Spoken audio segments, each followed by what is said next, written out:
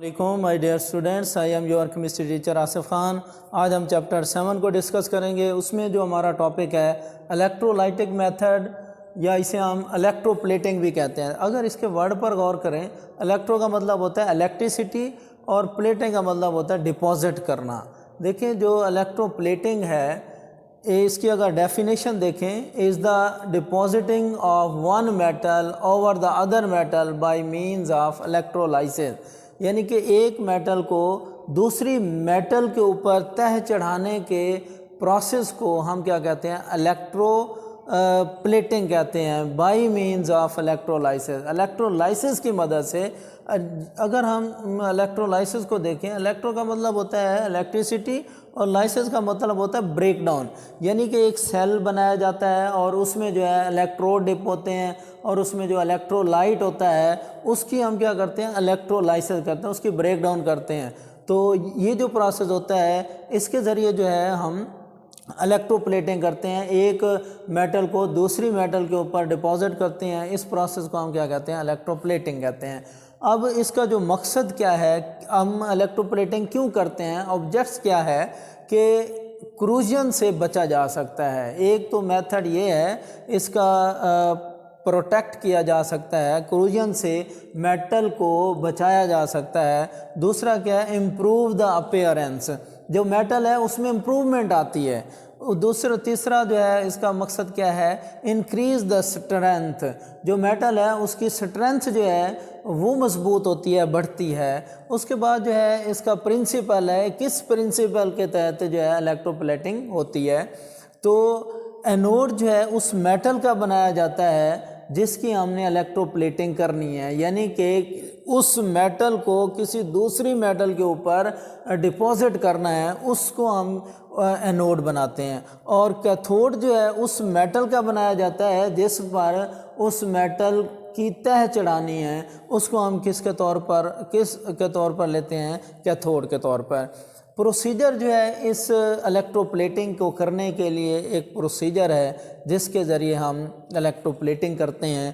पहले जो है किसी भी ऑब्जेक्ट को, मेटल को हम क्या करते हैं, सैंड के ज़रिए उसको क्लीन करते हैं, सैंड से उसको साफ़ करते हैं। उसके बाद वॉश विद कास्टिक सोडा, उसके बाद जो है हम कास्टिक सोडा से वॉश करते हैं, धो देते हैं। कास्टिक सोडा जो है सोडियम हाइड्रोक्साइड, और उसके बाद जो है एंड पे जो है वाटर से हम क्या कर देते हैं, उसको वॉश कर देते हैं। उसके बाद एक इलेक्ट्रोप्लेटिंग है, electroplating method of silver. Silver की इलेक्ट्रोप्लेटिंग कैसे करते हैं, देखिए सिल्वर जो है Ag, हमारे पास ये एक बीकर है। इसमें जो है ये जो बीकर है ये सीमेंट का भी बना हुआ हो सकता है, गिलास का, शीशे का भी हो सकता है, वुड का भी हो सकता है। अब ये जो है इसके अंदर जो है इलेक्ट्रोलाइट होता है, और उसके बाद जो है ना ये वाले जो है इलेक्ट्रोड हैं जो इस इलेक्ट्रोलाइट के अंदर डिप होते हैं, और इन इलेक्ट्रोड को एक बैटरी के ज़रिए जो है अटैच कर दिया जाता है। अब एक जो इलेक्ट्रोड है, सिल्वर का इलेक्ट्रोड है, उसको हम बैटरी के पॉजिटिव टर्मिनल से अटैच करते हैं जिसे हम एनोड कहते हैं, इसीलिए इस पर पॉजिटिव चार्ज होता है। और जो कैथोड है उस पर नेगेटिव चार्ज होता है, क्योंकि उसको जो है बैटरी के नेगेटिव टर्मिनल से अटैच कर देते हैं। अब जो है इसमें जो है इलेक्ट्रोलाइट को फिल किया जाता है। अब जैसे ही हम बैटरी से करंट फ्लो होगा तो ये जो है इलेक्ट्रोलाइट जो है आयोनाइज होगा, इसके आयंस बनेंगे। अब एनोड जो है, जिस मेटल का एनोड होगा, जो इलेक्ट्रोलाइट है, हम उसी मेटल का ही साल्ट लेंगे, सिल्वर नाइट्रेट है जैसा कि उसी इलेक्ट्रोड का हम साल्ट लेंगे। तो अब जो है ये देखें यहाँ पे जो है जैसे हम करंट जो है पास करेंगे तो क्या होगा कि ये जो इलेक्ट्रोड है इसमें से जो है आयन जो है इसमें डिज़ाल्व होते जाएंगे। ये वाला जो इलेक्ट्रोड है उसमें क्या होता जाएगा, डिज़ाल्व होता जाएगा, यानी कि उसमें घुल जाएगा। तो यहाँ पे जो है आयंस बनते जाएंगे, यानी कि सिल्वर आयंस Ag+2, और यहाँ से जो है ना 2 इलेक्ट्रॉन जो है लूज़ होंगे, यानी कि एनोड पर ऑक्सीडेशन होगी। और ये जो इलेक्ट्रॉन है ये बैटरी से होते हुए ये कैथोड की तरफ आएंगे, और ये वाले जो सिल्वर आयन है अपोजिट इलेक्ट्रोड की तरफ मूव करते हैं, माइग्रेट करते हैं। तो यहाँ पे जो है ये वाले जो 2 इलेक्ट्रॉन है ये सिल्वर क्या करेगा, सिल्वर आयन एक्सेप्ट करता है, तो ये किस में कन्वर्ट हो जाता है, एटम में कन्वर्ट होता है, और ये जो एटम्स हैं इस इलेक्ट्रोड पर डिपॉजिट होते जाएंगे, जो किसी भी मेटल का हो सकता है। तो यहाँ पे जो है डिपॉजिट होते जाएंगे, और ये जो है इस प्रोसेस को जो है हम क्या कहते हैं, इलेक्ट्रोप्लेटिंग कहते हैं। इस मेथड के ज़रिए यानी कि ये वाले जो एटम्स हैं सिल्वर के वो इस मेटल्स के ऊपर डिपॉजिट होते जाएंगे। इस प्रोसेस को हम कहते हैं इलेक्ट्रोप्लेटिंग ऑफ सिल्वर। अब इसके बाद देखें electroplating of chromium. Electroplating of chromium जो है, अब यहाँ पे जो है, अब इसी सेल को मैं ले लेता हूँ, अब यहाँ पे जो है क्रोमियम का हम इलेक्ट्रोड इस्तेमाल करेंगे, क्रोमियम का। तो ये वाला जो है क्रोमियम का इलेक्ट्रोड है। अब यहाँ पे जो है कॉपर सल्फेट या क्रोमियम सल्फेट जो है हम इसमें इस्तेमाल करेंगे। जो इलेक्ट्रोलाइट होगा हम क्रोमियम सल्फेट का इस्तेमाल करेंगे, और ये वाला जो है इलेक्ट्रोड ये भी किसका होगा, क्रोमियम का। अब यहाँ पे क्रोमियम का नहीं होगा, एंटीमोनियल लेड इस्तेमाल करेंगे। ये क्या है, एंटीमोनियल लेड क्या है, एक अलाय है। अलाय जो है किसे कहते हैं, जब 2 या 2 से ज़्यादा मेटल्स को, प्योर मेटल को मिक्सअप करते हैं तो वो क्या बनता है, अलाय बनता है। अब प्योर जो मेटल होती है वो सॉफ्ट होती है, इसलिए हम प्योर मेटल को इस्तेमाल नहीं करते। तो यहाँ पे जो है एंटीमोनियल लेड का जो है हम इलेक्ट्रोड इस्तेमाल करेंगे। अब जो एंटीमोनियल लेड का इलेक्ट्रोड है वो जो है एक प्लैटिनम का भी हो सकता है, उसमें निकल हो सकता है, टिन हो सकता है, और मुख्तलिफ़ किस्म के टिन और कॉपर, और इसमें जो है मुख्तलिफ़ किस्म के मेटल्स मिक्सअप होंगे, और इससे जो है हमारे पास क्या बनता है, एंटीमोनियल लेड। अब इसका मकसद क्यों, अब मैंने कहा था कि जिस तरह का हम ये वाला इलेक्ट्रोड इस्तेमाल करेंगे उसी तरह का हम सॉल्यूशन इस्तेमाल करेंगे। लेकिन यहाँ पर तो हमने क्या किया, इस्तेमाल किया, एंटीमोनियल लेड इस्तेमाल किया है। अब क्या होता है कि अगर हम ये इस्तेमाल ना करें, एंटीमोनियल लेड इस्तेमाल ना करें, तो यहाँ पे जो है पॉजिटिव आयंस इंक्रीज़ हो जाएंगे। तो इस वजह से जब ये वाले आयंस इस तरफ जाएंगे तो इसको रिड्यूस नहीं कर सकेंगे। तो इस वजह से ये जो है हम इसको इस्तेमाल करते हैं, एंटीमोनियल लेड इस्तेमाल करते हैं, यहाँ पे क्रोमियम का इलेक्ट्रोड इस्तेमाल नहीं करते। अब यहाँ पे देखें जो क्रोमियम है, जैसे हम इसमें से इलेक्ट्रिसिटी पास करेंगे क्रोमियम सल्फेट, तो इसके आयंस प्रोड्यूस होंगे, क्रोमियम आयन और सल्फेट आयन। यहाँ पे जो है बीकर में जो है मुख्तलिफ़ किस्म के आयंस बन जाएंगे, यानी कि क्रोमियम आयन और सल्फेट आयन। और उसके बाद जो है जो वाटर है उसमें वो भी आयंस में कन्वर्ट हो जाएगा, यानी कि वाटर जो है H2O OH आयन में और हाइड्रोजन H+ आयन में कन्वर्ट हो जाएगा। तो यहाँ पे जो है OH आयन, हाइड्रोजन आयन जो है H2O प्रोड्यूस करता है प्लस ऑक्सीजन प्लस 4 इलेक्ट्रॉन।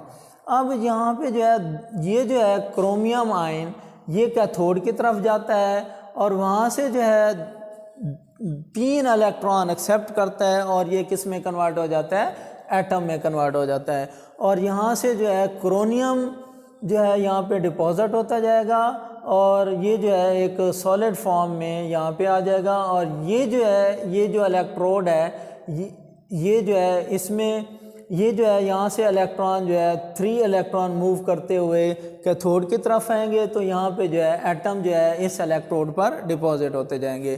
तो ये था प्रोसेस जिसमें जो है क्रोमियम की हम क्या करते हैं, इलेक्ट्रोप्लेटिंग करते हैं किसी दूसरी मेटल पर। अब ये है कि फर्स्ट टाइम जो है वो क्रोमियम की इलेक्ट्रोप्लेटिंग नहीं करते, क्योंकि स्टील पर जो है क्रोमियम वो अडहियर नहीं करता, ज़्यादा मजबूती से उसके साथ अटैच नहीं होता क्रोमियम की। इस वजह से हम पहले जो है निकल की या कॉपर की इलेक्ट्रोप्लेटिंग करते हैं। पहले हम इलेक्ट्रोप्लेटिंग कॉपर की करेंगे या निकल की करेंगे, उसके बाद फिर जो है क्रोमियम की इलेक्ट्रोप्लेटिंग करेंगे। तो ये एक प्रोसेस है जिसके ज़रिए हम इलेक्ट्रोप्लेटिंग कर सकते हैं क्रोमियम की किसी भी मेटल के ऊपर। और इसके बाद जो है हम देखते हैं electrolytic refining of copper. Electrolytic refining of copper, refining का मतलब है किसी भी इम्प्योर मेटल को प्योर मेटल में कन्वर्ट करना।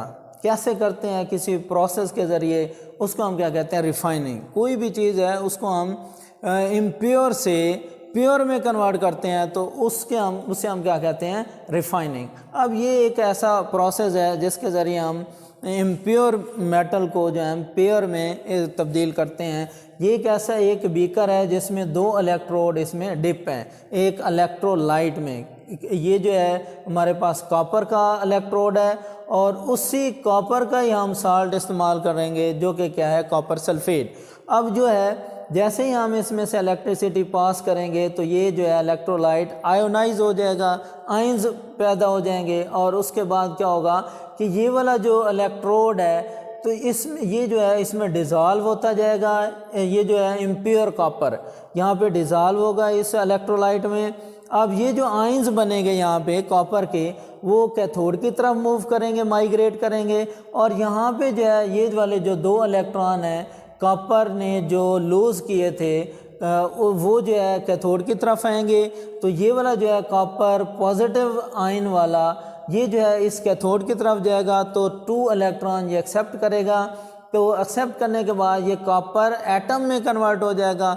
अब कॉपर जो है इस पर डिपॉजिट होते जाएंगे। इस तरह जो है हम एक इम्प्योर कॉपर मेटल से हम प्योर कॉपर रिफाइंड कर सकते हैं। तो ये एक मेथड है जिसके ज़रिए हम electrolytic method refining of copper, जिसकी वजह से हम कॉपर की रिफाइनिंग कर सकते हैं। तो आज जो हमारा टॉपिक था जिसमें मैंने आपको बताया है इलेक्ट्रोप्लेटिंग के बारे में, और उसमें जो है हमने इलेक्ट्रोप्लेटिंग मेथड ऑफ सिल्वर और इलेक्ट्रोप्लेटिंग ऑफ क्रोमियम। और इसी तरह बेटा ये जो है 2 हमारे पास हैं, इलेक्ट्रोप्लेटिंग ऑफ जिंक और इलेक्ट्रोप्लेटिंग ऑफ टिन। ये भी एक सेम प्रोसेस है जैसे मैंने आपको सिल्वर की इलेक्ट्रोप्लेटिंग बताई है, सेम इसी तरह जिंक की भी हम कर सकते हैं और टिन की भी इलेक्ट्रोप्लेटिंग कर सकते हैं। ठीक है बेटा, आई होप कि आपको ये लेक्चर समझ आया होगा। अगर बेटा कोई बात आपको समझ नहीं आई तो आप व्हाट्सएप पे कांटेक्ट कर सकते हैं और डेली बेसिस पे जो होमवर्क दिया जाता है वो बेटा आपने लाजमी करना है। शुक्रिया। ओके।